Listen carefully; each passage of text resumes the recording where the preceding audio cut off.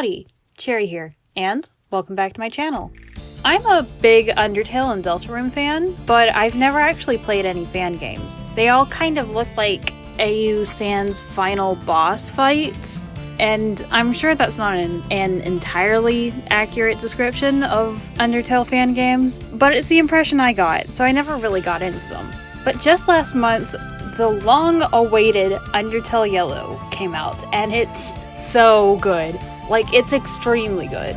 It follows the story of the human that fell right before Frisk did, the yellow-souled cowboy-themed Clover, as they explore new parts of the underground and meet new characters. The music and writing are both on par with the original Undertale, and the sprite work can sometimes actually be way better. The story is phenomenal, all the endings are great, and the entire thing just fits so smoothly into the world of Undertale that it just feels like more Undertale. It's so good, and if you enjoyed Undertale, I really strongly recommend you give this game a shot. It's a fan game, so it's entirely free. With characters that fit so well into the world of Undertale, though, it got me wondering how they might fit into the other world that Undertale characters appear in, Deltarune. So, in this video, I'm gonna be redesigning a couple Undertale Yellow characters as if they were Deltarune characters. I do want to give a mild spoiler warning for Undertale Yellow, as I am going to be discussing some kind of spoilery characters, and also mentioning some stuff that happens in the game. But I'm not going to be spoiling any major plot points or anything. First up is the main character, Clover. I did want to rename them because in Deltarune, the character who looks a lot like a slightly more grown-up Frisk is renamed to Chris. I couldn't come up with any clever anagrams though, so I'm just calling them Rowan for now. As a Lightner, Rowan's gonna get a Light World and a Dark World outfit, and I had a bit of trouble coming up with both of them. For their Light World design, I knew I didn't want to give them a cowboy hat, just because I know they're a teenager and they're going to be made fun of at school if they try to wear a cowboy hat. Now, I don't live in Texas exactly, but I do live in a place where people unironically wear cowboy hats. So I do think that I have a little bit of expertise as to the kind of outfits someone like Rowan would wear. So a plaid flannel over a t-shirt and some blue jeans and some cowboy boots just seemed perfect for them. I had a fair bit of trouble coming up with the colors. You're not going to see me struggle with the colors too much in this drawing. I did spend some time before this drawing just iterating on some designs and coming up with something cool looking. But ultimately I decided to give them like a nice dark plaid with like a yellow undershirt, just to try to keep their original color design a little bit more intact. As for their Dark World outfit though, I knew I wanted to give them a completely different color palette. I didn't actually know where to start. The obvious choice would have been to make them predominantly yellow, so I avoided that at all costs. While scrolling through Clover's wiki page for reference images, I found in the trivia section a little bit of dialogue that seemed to imply that they like neon green pants, and while when I encountered that in game, I just kind of assumed it was a joke, reading it there made me think, well, what if I gave them neon pants? I think it'd be funny. Also, when I named them Rowan, I made sure to look up the meaning of their name, just so I didn't accidentally give them a name like Coward or Injustice, and I learned that their name meant red hair, and I thought, oh hey, that's a color palette. I actually really like the color palette of red and green. I know it can look really Christmassy, but I've never run into that problem like ever. I did decide I wanted to give them a predominantly red color scheme because, well, the sort of maroony colors, the dark red colors, look really nice as a replacement for the brown in their original color design. And also giving them bright red hair along with some very light yellow skin and glowing yellow eyes, I think just made for a nice striking face. And I could also give them funky shading colors. All of those bright and dark purple shading I thought were really fun. As for their actual character design though, I absolutely had to give them back their hat. That was non-negotiable. It just makes them look way cooler. I also gave them spurs on their boots and a gun holster because you know their weapon has to be a gun. Also, as a side note, in the Light World, their weapon turns into a wristwatch. You can't really see it in the drawing that I did because I posed them badly. The biggest change I did to their outfit though was their poncho. I knew I wanted to give them something, but I was having trouble coming up with ideas that weren't a triangular poncho, which I couldn't do because of that one Undertale Yellow character obviously. When I looked up reference images for like cowboy ponchos though, I got a lot more square looking ones and a couple that were tucked over the shoulder. So I thought I'd do that latter thing. And I think it turned out really nicely. The pattern was difficult to come up with, but I think I like the one that I settled on. It's very simple and effective, and it draws a little bit more attention to the face. As for their backstory, I haven't given a ton of thought into the story of Deltarune Yellow. I do want to make it a prequel, but it is going to be kind of hard to make it a prequel until we actually know the entire story of Deltarune. There's just too many mysteries right now. I do know, however, that I want the entire cast of Undertale Yellow to live in a different town, not hometown. For now, I'm calling it Eastville, as a reference to the Wild East. And Rowan lives with Martlet. She's their legal guardian, foster parent, that sort of thing. And as for her personality, I mean, you kind of already know it, you know? They're basically the same kid that would throw themselves into a mysterious hole in a mountain to go looking for some missing kids. They're, you know, full of justice. They have a strong moral compass. They want to help everybody. They're a good kid.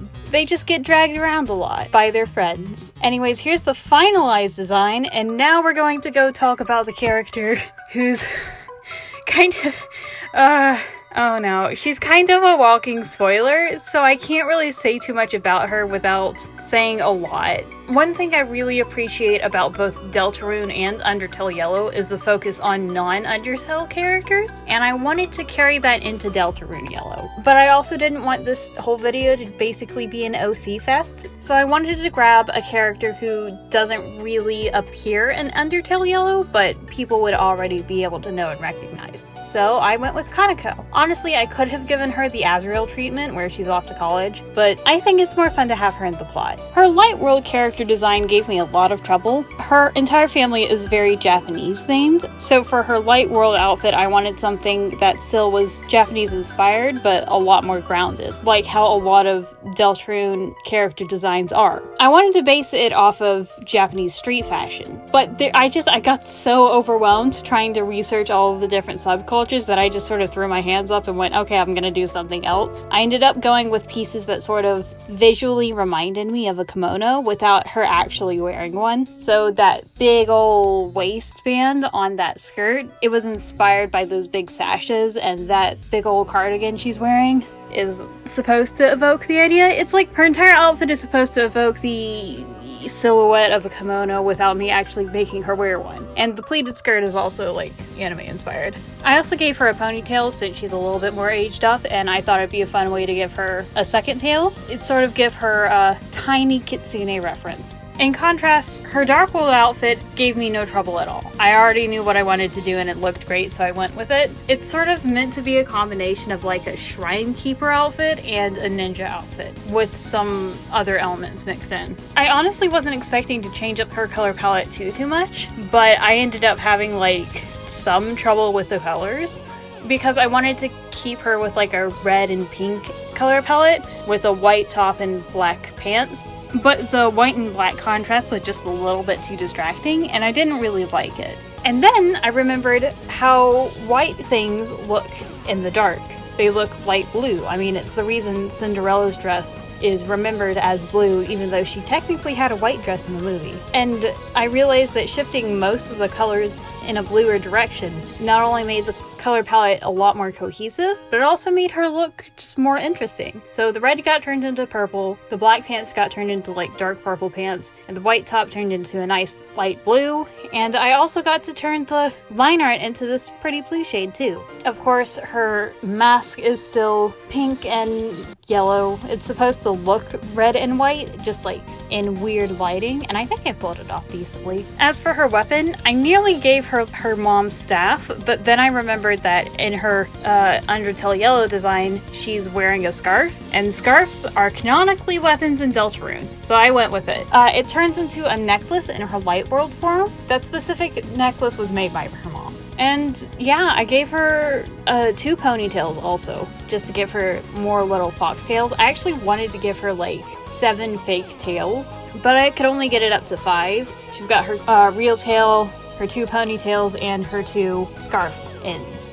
As for her backstory, It's really hard to talk about her interpretation into the Deltarune Yellow universe without really spoilering a lot of Undertale Yellow's plot, but suffice to say that even though she's alive, doesn't mean every single Ketsukane is alive. You're picking up what I'm putting down. Her mom's still an alcoholic who's not coping with anything, and she's just a spunky little kid. I figure she probably acts out a little bit, but just for something to do. She has a lot of energy, she's a little bit mischievous, she gets into places she's not supposed to be, and she drags Rowan around a lot, especially after they become friends, after having their first Dark World adventure. Anyways, here's the little ninja fox girl. And now on to the final character for this video.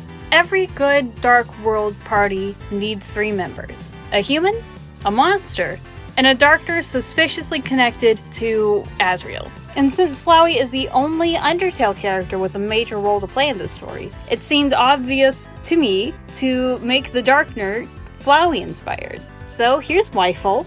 I don't have too much to say on his design, except for the fact that I did make him a sunflower instead of a golden flower, just because I felt that was a Deltarune thing to do. Like, imagine there's this precedent for these mysterious party team member Darkners having a weird connection with Asriel, and then you have this character who's clearly a flower with a sort of devil-may-care attitude towards the world, who attacks with seeds and vines, and who's just kind of sassy and annoying and acts exactly the same way Flowey does in Undertale Yellow. And then he takes off his hat and he's not even a golden flower. I think it's something Toby Fox might pull. As for his weapon being a fountain pen, you could say I made some puns about the pen being mightier than the sword, or had some unfortunate foreshadowing about the fact that he's got a fountain pen that spews dark liquid. But in reality, I was just having trouble coming up with his outfit, so I asked some friends on Discord what weapon he should have, and someone suggested a rocket launcher, which is something I could see him doing. But when I drew it, or tried to draw a rocket launcher, it looked more like a fountain pen to me, and as a Splatoon build person, I thought that would be an appropriate weapon. So he just has that now. Honestly, I really can't say a whole lot about Wifle because I don't really know a lot about him. He is supposed to be the party's Ralsei, so he's like a support character, but I don't really think he has like healing spells. He mostly has like buffs and debuffs and stuff. And I can't really say too much about his backstory because we don't know enough about Ralsei's backstory. I mean, there's some conjectures you could make, but